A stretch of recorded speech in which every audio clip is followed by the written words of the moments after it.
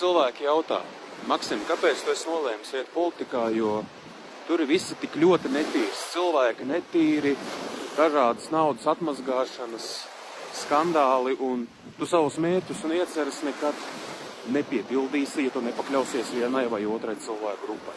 Es jums atbildēšu šādi.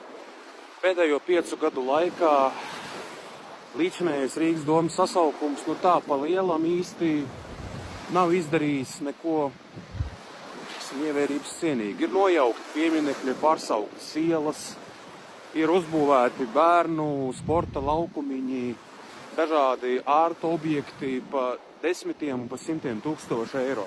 Kaut kā mēs ļoti labi saprotam, ka tas viss, piemēram, bērnu laukumiņš, kas ir izmēros samērā neliels, maksā 130 000 eiro. Jūs tam spētu noticēt par šādām naudas summām? Es ne. Tāpēc galvenā vērtība ir cilvēks.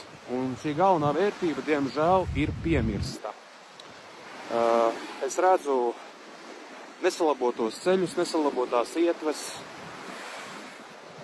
Es redzu tās pēdiņās rūpes par vecākā gadagājuma cilvēkiem, par jauniešiem, cilvēkiem ar īpašām vajadzībām, un situācija nav diezko priecīga.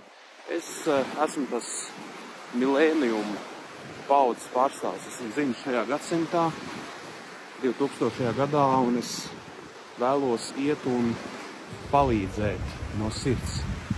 Tāpēc 7. jūnijā jums ir izvēle atbalstīt tos, kas ir tagad, vai iet atbalstīt tos jaunos, kas vēl tur nav bijuši, un vismaz centīsies kaut ko darīt lietas labā. Pēc izvēle ir aiz jums.